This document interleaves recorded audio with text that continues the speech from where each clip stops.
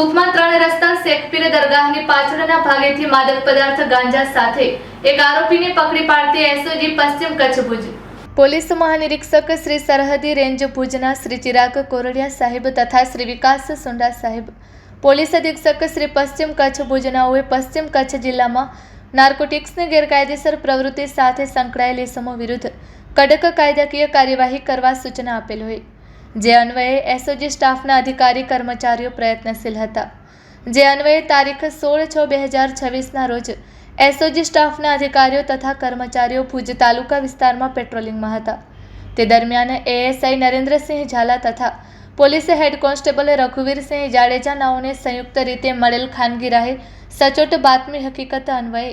કુકમાં 3 રસ્તા શેખપીર દરગાહની પાછળના ભાગેથી મયુરગર મહેશગર ગુસાઈ ઉંમર વર્ષ 32 રહે આત્મારામ સર્કલ પાસે રામનગરી ભુજવાડા પાસેથી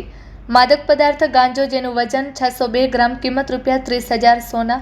નાર્કોટિક્સ મુદ્દામાલ સાથે ઝડપી પાડી મજકૂર આરોપી વિરુદ્ધ પથ્થર પોલીસ સ્ટેશનમાં એનડીપીએસ એક્ટ હેઠળ કાયદેસરની કાર્યવાહી કરવામાં આવેલ છે.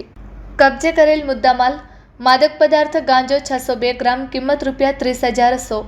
તેમજ મોબાઈલ નંગ 1 કિંમત ₹5,000, રોકડા ₹650 એમ કુલ કિંમત ₹35,750નો મુદ્દામાલ કબજે કરવામાં આવેલ છે.